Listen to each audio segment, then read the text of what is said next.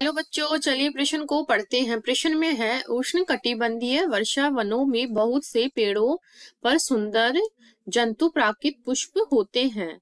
शीतोष्ण कटिबंधीय वनों में अधिकांश पेड़ वायु परागित होते हैं। निम्न में से कौन सा कारक इन विपरीत रूपों को सही वर्णित करता है? अब हमें कुछ यहाँ पर वाक्य दिए गए हैं, उन्हें पढ़ना है, वो सही है या गलत है उसका पता लगाना है। तो इस प्रश्न की मुख्य अवधारणा है,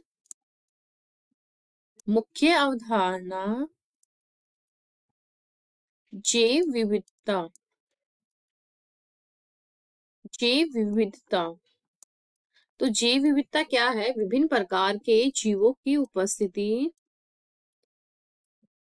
विभिन्न प्रकार के जीवों की उपस्थिति को, जीवों में कौन आता है? पादप व जंतु आते हैं। विभिन्न प्रकार के जीवों की उपस्थिति, जीवों की उपस्थिति को क्या बोलते हैं? जैव विविधता बोलते हैं। अब हमारे प्रश्न की ओर देखिए, क्या है? उष्ण कटिबंधीय वर्षा वन। तो उष्ण कटिबंधीय वर्षा वन क्या होते हैं? उष्ण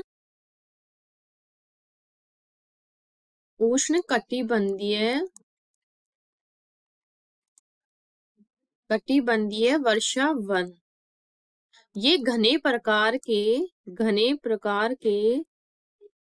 जंगल होते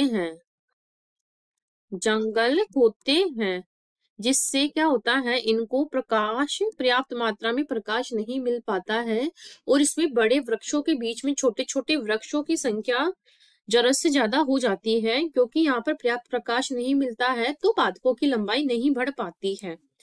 तो अब हमारे विकल्प है, पहला है, उष्ण कटिबंधीय वनों में वायु दुर्बल होती है, क्योंकि ये घने जंगल होने के कारण इनमें वायु अंदर प्रवेश नहीं कर पाती है, जिस वजह से ये वायु दुर्बल होते हैं।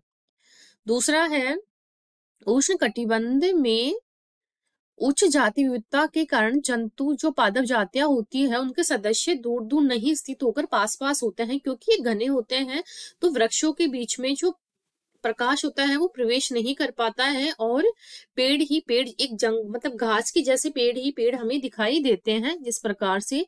तो ये भी हमारा गलत हो जाएगा, और वायु द्वारा इसमें परागण नहीं होता है। तीसरा है हमारा, उष्ण कटिबंध में सरोपकारिता के विकसित होने की संभावना अधिक होती, क्योंकि जंतुओं में अधिक विविधता पाई जाती है। यहाँ पर जंतु ही प्रवेश कर सकते हैं जंगलों में, तो ये सही है। चौथा है, हमारे उष्ण कटिबंध में पेड़ अधिकतर सदाबहार होते हैं, और साल भर बने रहने वाली पत्तियां छतरी वायु द्वारा परागण में बाधा डालती है, तो ये हमारा विकल्प गलत हो जाएगा। शंकुधारी जो वृक्ष होते हैं ये उष्ण कटिबंधीय वनों में नहीं उगते, ये शीतोष्ण कटिबंधीय वनों में अधिकांशतः हमें पाए जाते हैं, तो ये भी गलत हो गया है। अब पांचवा है हमारा, उष्ण कटिबंधीय वनों में पुष्पन कम समय के लिए होता है जब वायु अनुपस्थित होती है, क्योंकि इतने घने जंगल में क्या होता है? वायु अनुपस्थित होती है। वायु अनुपस्थित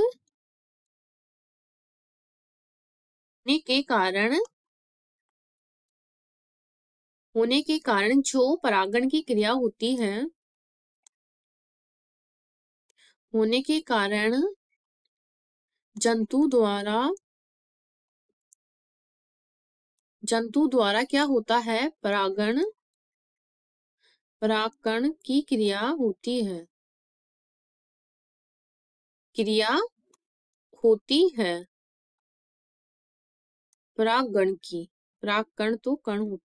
परागण की क्रिया होती है। तो इस प्रकार ये भी हमारा सही हो जाएगा। इस प्रकार पहला, तीसरा और पांचवा हमारा सही है, और बाकी के विकल्प कट जाएंगे।